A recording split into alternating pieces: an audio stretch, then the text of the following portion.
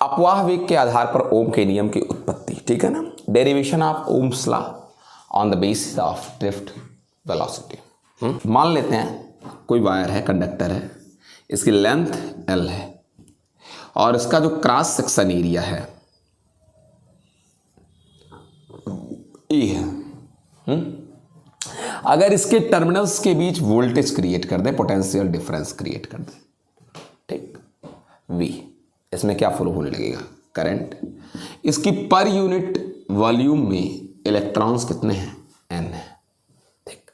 और जब आपने वोल्टेज लगाया, इलेक्ट्रिक फील्ड लगी, तो जो इलेक्ट्रॉन्स थे उनकी अगर ड्रिफ्ट वेलोसिटी, अपवाह वेग V सफिक्स T है, ये इतना चीज, conductor, length, cross section area, voltage लगाया, फील्ड लगा, वोल्टेज लगाया, वोल्टेज लगाते ही करंट फ्लो होगा, इलेक्ट्रॉन अपोजिट डायरेक्शन में चलते हैं फील्ड के, सबको पता है। फील्ड के किस डायरेक्शन में, अपोजिट डायरेक्शन में इलेक्ट्रॉन मूव करते हैं, करंट फ्लो हुआ, इलेक्ट्रॉन की ड्रिफ्ट वेलोसिटी भी दी है। जो करंट फ्लो हुआ वो होगा NEAVD, इक्वेशन नंबर 1, ठीक है बेटा। अब E की वैल्यू अगर देख लें यहां से, E is equal to V/L हो गई, सबको पता है। चाहो तो इसको इक्वेशन नंबर क्या मान सकते हैं आप, सेकंड कह सकते हैं। अब आपको ये पता है कि फील्ड लगाने से जो इलेक्ट्रॉन्स हैं इन पर एक फोर्स लगेगा और वो जो फोर्स लगेगा वो फील्ड के अपोजिट डायरेक्शन में लगेगा। F is equal to E into capital E, ठीक है ना। कि इससे इनको एक फोर्स से इनको एक एक्सीलरेशन मिलेगा, वो एक्सीलरेशन F/m। आप चाहे तो F की वैल्यू रख सकते हैं E इंटू कैपिटल E, क्या, अपान M। अब आप चाहें तो कैपिटल E की वैल्यू रख सकते हैं V/ कितना, L, यानी A इज इक्वल टू आ गया क्या, E/m इंटू V/L, एक्सीलरेशन मिल गया। ये जिधर फोर्स लग रहा था उधर ही एक्सीलरेशन भी है। जानते हैं कि त्वरण तो इनको मिलेगा, एक्सीलरेशन इलेक्ट्रॉन्स को आपने देख लिया, क्यों मिल गया, त्वरण क्यों मिला, क्योंकि क्षेत्र ने इन पर क्या लगा रखा है, बल लगा रखा है। अब आप ये समझिए, आपको पता होना चाहिए कि इलेक्ट्रॉन जब धातु के अंदर गति करता है तो बार बार धनायनों से टकराता है, ये धनायन है। जब कोई इलेक्ट्रॉन प्रारंभिक ऊष्मीय वेग से गति करता है तो टकराता है धनायन से, और हर टक्कर के बाद उसकी दिशा बदल जाती है। तो अगर कोई वैद्युत क्षेत्र नहीं है और इलेक्ट्रॉन का ऊष्मीय वेग U1 है, थर्मल वेलोसिटी, जब ये टकराए धनायन से और वैद्युत क्षेत्र कहीं लग गया तो आपको पता है इलेक्ट्रॉनों पर एक बल लगेगा और वो बल क्षेत्र के विपरीत दिशा में होगा। और अगर बल होगा तो त्वरण भी होगा, अगर बल क्षेत्र के विपरीत है तो त्वरण भी क्षेत्र के क्या होगा, विपरीत होगा। और अब इनको एक त्वरण मिल रहा है, इलेक्ट्रॉन को बल लग रहा है चूंकि इलेक्ट्रॉन पर, क्षेत्र के कैसी दिशा में, विपरीत दिशा में। और अब ये त्वरण जो क्षेत्र के विपरीत दिशा है ये इलेक्ट्रॉन के वेग को बढ़ाएगा। कितना बढ़ाएगा मैं बताता हूं।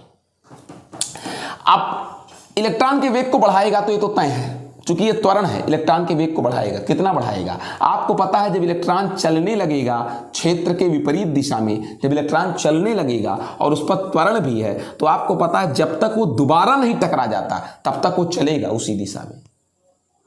और दो टक्करों के बीच उसने टाइमिंग कितनी ली है, टाउ, श्रांति काल के बराबर, रिलैक्सेशन टाइम के बराबर।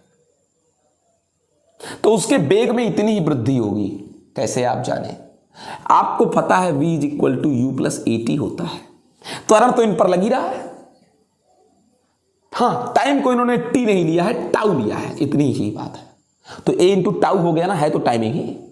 तो U में इनके प्रारंभिक ऊष्मीय वेग में, इनिशियल थर्मल वेलोसिटी में A इंटू टाउ इतना इंक्रीजिंग होगा क्षेत्र के विपरीत दिशा में, क्योंकि क्षेत्र के विपरीत दिशा में बल लग रहा है। तो इनकी नई वेलोसिटी ये है जो क्षेत्र के विपरीत दिशा में है। इलेक्ट्रॉन क्षेत्र के विपरीत दिशा में ही चलता है और इनकी नई वेलोसिटी पुरानी वाली वेलोसिटी से कुछ क्या है, ज्यादा है। कितनी? ए टाउ। तब तो सर हम कहेंगे इलेक्ट्रॉन की स्पीड बढ़ गई बढ़ गई बढ़ गई। कैसे बढ़ गई? इतना बढ़ा जरूर है इस यू में, लेकिन फिर टकरा जाएंगे तो जितना बढ़ा था उतना फिर से ओवर हो जाएगा, लॉस हो जाएगा, फिर से लॉस हो जाएगा उतना। तो कोई दिक्कत नहीं, टकराने के बाद फिर भी अब इन पर चूंकि अब भले यहां से आकर टकरा जाए इलेक्ट्रॉन, लेकिन अब चूंकि इन पर एक बल लग रहा है इसी दिशा में, तो इनकी मजबूरी है, इनको चलना तो क्षेत्र के विपरीत दिशा ही पड़ेगा। फिर इन पर ए त्वरण लग रहा है, फोर्स लग रहा है, टाउ समय लेंगे, फिर इनकी स्पीड बढ़ेगी, फिर टकरा जाएंगे, फिर घट जाएगी, यानी नेट स्पीड नहीं बढ़ पाएगी। लेकिन ठीक है, कोई नहीं, इतना तो हमने देखा कि दो टक्करों के बीच ये टाउ टाइमिंग लेते हैं जाने में, और इन पर एक्सीलरेशन ए लगता है, तो इनकी नई स्पीड, यही ड्रिफ्ट वेलोसिटी है नया वाला, जो इलेक्ट्रॉन को मूव कराता है एक दिशा में क्षेत्र के विपरीत दिशा में,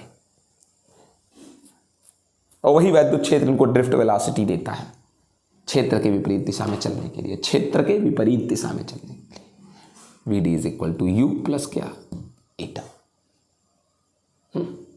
अब अगर कोई एक इलेक्ट्रॉन है तो U1 पहले इलेक्ट्रॉन का, और उसका अगर रिलैक्सेशन टाइम टाउ1 है, तो ये बस पहली ड्रिफ्ट वेलोसिटी है पहले इलेक्ट्रॉन की। ऐसे जितने इलेक्ट्रॉन है यही चीज सबके साथ होगी।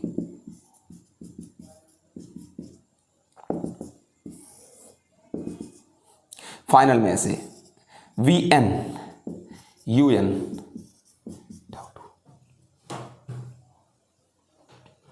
ठीक है ना। आप जानते हैं ये दो क्रमागत टक्करों के बीच का समय अंतराल है। क्षेत्र की उपस्थिति में वेग बढ़ा है U1 से बढ़कर U1 प्लस ए टाउ, दो क्रमागत टक्करों के बीच। जैसे सभी इलेक्ट्रॉनों का निकालेंगे, सम कर दो V1 प्लस V2, ठीक है। हमको एवरेज निकालना पड़ेगा, क्योंकि सबके लिए अलग अलग आएगी इसकी वैल्यू, क्योंकि सबके लिए U1 U2 भी अलग है, सबके लिए T1 T2 भी अलग है, मतलब टाइमिंग भी अलग है। तो हमको इन सभी ड्रिफ्ट वेलोसिटीज का क्या लेना पड़ेगा, एवरेज लेना पड़ेगा। सारे इलेक्ट्रॉन्स की ड्रिफ्ट वेलोसिटी का क्या लेना पड़ेगा, एवरेज लेना पड़ेगा। सारे इलेक्ट्रॉन्स का औसत निकालना पड़ेगा, क्योंकि सबकी अलग अलग ड्रिफ्ट वेलोसिटी होगी, क्योंकि सबके द्वारा टाइम अलग अलग लिया जाता है रिलैक्सेशन, ठीक है ना। सबका इनिशियल स्पीड भी अलग अलग होता है, तो सबका एवरेज निकाल। तो एवरेज कैसे निकालते हैं, V1 plus V2 plus dot dot क्या Vn अपान n, एवरेज निकालने का तरीका है। ऐसे इनको भी ऐड करो, U1 प्लस U2 सबका इधर ऐड करो, U3 dot dot dot Un अपान क्या हो जाएगा, थोड़ा सा और छोटा छोटा कर दो, U1 plus U2 dot dot dot Un अपान n। एवरेज निकालने के लिए डिवाइड तो करना पड़ता है, ये सब नहीं जानते तो भाग जाना पड़ता, सब में से एक कॉमन कर लीजिए, टाउ1 टाउ2 डॉट डॉट टाउ n अपान n। एवरेज निकालने के लिए इतना तो करना पड़ेगा। ये सारी ड्रिफ्ट वेलोसिटीज का एवरेज है ये, और इसको क्या लिखना चाहिए, इसको लिखना पड़ेगा आपको क्या, इसको V सफिक्स क्या, D। सभी इलेक्ट्रॉन्स की, अलग अलग इलेक्ट्रॉन्स की ड्रिफ्ट वेलोसिटीज का जो एवरेज आएगा वही वास्तविक अनुगमन वेग या अपवाह वेग होगा, Vd। भाई क्या है, मेरा ही 10 वेग होगा तो कोई अगर पूछेगा तो आपको औसत निकाल के बताना पड़ेगा कोई एक, तो वही एवरेज जो आया यही वास्तविक अनुगमन वेग है इलेक्ट्रॉन्स का। आप देख लीजिए, ये मैं आपसे पहले ही कह चुका हूं, 0 होगा औसत उष्मीय वेग, मैं पहले ही कह चुका हूं, क्योंकि ये उष्मीय वेग इलेक्ट्रिक फील्ड लगाने के पहले होता है, थर्मल स्पीड प्लस ए टाउ1 प्लस टाउ2 प्लस टाउ1, ये सभी के रिलैक्सेशन टाइम का एवरेज है।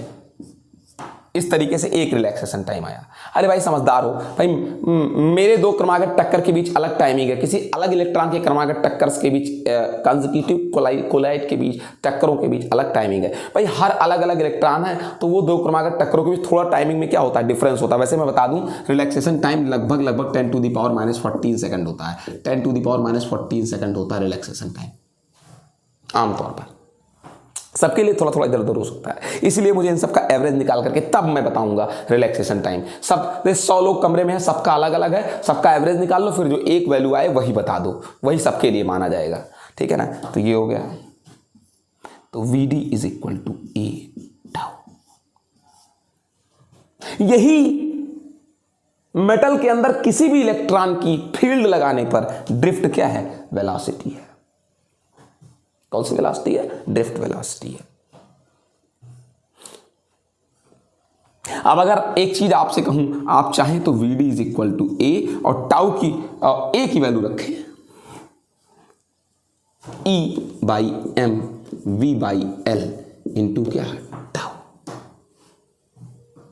अब आप चाहें तो इस तरीके से भी इसको लिख सकते हैं, कैसे, ये एक्चुअल में रिलेशन है ड्रिफ्ट वेलोसिटी, अपवाह वेग, वैद्युत विभव या विभवांतर तथा श्रांति काल, relaxation time. This is the relation between the drift velocity potential difference and the relaxation time.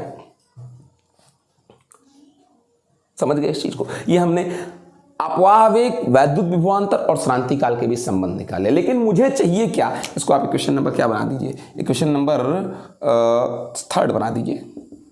लेकिन मुझे रिलेशन किसके किसके बीच चाहिए, अपवाह वेग के आधार पर ओम के नियम का उत्पत्ति करना है। उठाइए उसको, VD को रखिए इसमें, I is equal to NEA, VD को रखिए EVML और टाउ। समझ गए इस चीज को। आप क्या चीज कहते हैं, ध्यान दीजिए, I देख तो पाई रहे होगे, कोई बड़ी बात थोड़ी ना है इसको ना निकाल पाना। देखिए I is equal to n, E square हो जाएगा, A यल, और उसके बाद कहाँ है M, सब रख दिया, और टाउ इंटू V। n था, E स्क्वायर हो गया, A है, ML है, और टाउ है, और मैंने V को केवल बाहर कर लिया। अब क्या करिए, V, इतने समझदार थोड़ी ना हो, बदतमीज तो हुई, कोई बात नहीं, NE square tau A upon ML into V। V है, I को नीचे ले आओ, ML को ऊपर ले जाओ, अपान NE स्क्वायर टाउ A। अगर मैं टेम्परेचर को क्या कर दूं, कांस्टेंट कर दूं, कांस्टेंट कर दूं, तो क्या मास बदल जाएगा इलेक्ट्रॉन का, नहीं बदलेगा। तार की लंबाई बदल जाएगी अगर आप तार नियत रखोगे तो, नहीं बदलेगी। ताप नियत रखोगे तो क्या, n क्या है, इलेक्ट्रॉनों की संख्या। अगर टेम्परेचर नहीं चेंज कर रहे हो तो ना इलेक्ट्रॉन बढ़ सकता है ना इलेक्ट्रॉन घट सकता है। शायद टेम्परेचर बढ़ाते तो किसी परमाणु से और एक आध इलेक्ट्रॉन बाहर निकल जाता और टेम्परेचर क्या, नंबर ऑफ इलेक्ट्रॉन्स बढ़ जाते।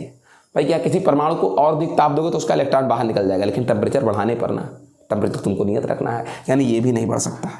इलेक्ट्रॉन का आवेश बढ़ जाएगा टेम्परेचर बढ़ाने से, नहीं, बदतमीज तो नहीं हो, कभी नहीं बढ़ेगा इलेक्ट्रॉन का आवेश। टाउ श्रांति काल, जब टेम्परेचर बढ़ाते तो शायद इलेक्ट्रॉन स्पीड में चलने लगता, श्रांति काल घट जाता, कम समय लगता है एक स्थान से दूसरे स्थान जाने पर, टेम्परेचर बढ़ा देने पर, क्योंकि स्पीड बढ़ जाता है। लेकिन हम तो स्पीड कांस्टेंट रखना है, तो फिर ये भी नहीं बढ़ रहा है। एरिया, अरे जब ताप बढ़ाते तो शायद एरिया घट जाती, बढ़ जाती, नहीं होगा। यानी कि नियत ताप पर ये सब नियत है, ये सारी चीजें नियत हैं, यानी V upon I is equal to क्या, K। अब यहां से क्या समझ में आया कि सर ये नियतांक ही है और इसी को प्रतिरोध कहते हैं, चालकतार का, और यही ओम का नियम है।